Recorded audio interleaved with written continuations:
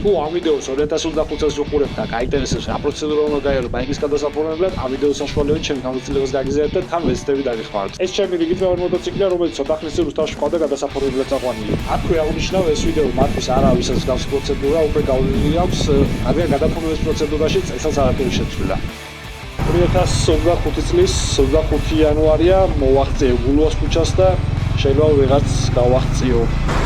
ვედრახ ჩემპიონი ვიდეოში ვთქვი რომ ისის წრე ყველაზე ცუდი ადგილია თქო, ჩემი სიტყვის სულ უკან მაგამ ამ წრეზე რომ ანარქია მაგას რა ვიცი, ისის წრე ვერც შეიძლება.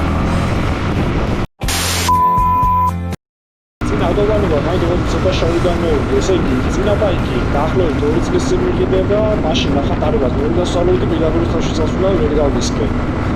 ავტობუსის დამენანა და ისე აღმოჩნდა რომ ვერც მეგობრები გამეხმარა მომენტში, ჩემ ბაიკი რო წავეყვანათ, ამიტომ პირველი ბატონის თოვე ვიდეოს მსახურების აგენტოში მოეყვანა მოტორ გადასაფორმებლად, რადგან იქაც შეგიძლია გადაიყვანოთ.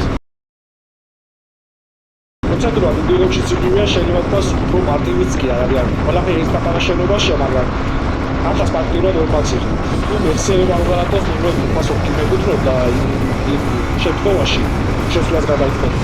მაგრამ არ შემიძლია თუმცა ამის დამოკიდებულად მაინც 300 ლარი დავყოვებიდეს. დაფორმება მაშინ დიდი არ წაიღო რაღაც პატარა პროცედურა იყო მე მოტოციკლის ადგილზე შეფასება თანამშრომლის მიერ ტაქსის გადახდა და ტექპასპორტის და მოტოს ოფიციალური პრობლემებიც გადმოგვიწეს. სულები.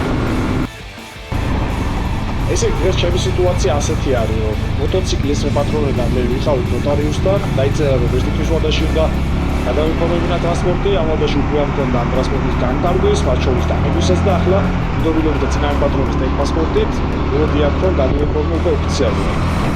მოკლედ სამი დოკუმენტი რაც საჭირო არის, მდობილობა, წინააღმდეგ პატრონის ტექპასპორტი და პირადობა ვიზის ფაქტია.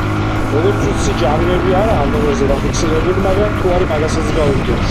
ცა ჩემი რჩევაა რომ მოდამდე გადაამოწმეთ, მე გადაფორმებისას სურპრიზი რომ არ დაგხვდით და ეგ ჯამრები არ გახდეს თქვენი გადასახდელი. გადაფორმება მოტოციკლები სად ხდება, ხო არ იცი? გადაფორმება ხდება აში. აბლოკი? კი, ვიყავი მე როცა გადავაფორმე და განბაჟებით ეხლა აქ გამომიხოს. ალბათ ისე ვიქ იქნება რა. თუ არა და ეთქვი არ მაინც. კაი, კითხავ, მადლობა. არა. ეს ევაკუატორი აშკარად გადაფორმებაზეა და ვკითხავ აქ ხდება, იმიტომ რომ თქოს მინდა რომ ვიცოდი რომ თქოს მოტოციკლებისთვის ცალკეაო. უაცრავად მოტოციკლების გადაფორმება სად ხდება, აქ უნდა მოვიდე? ნომრიანია?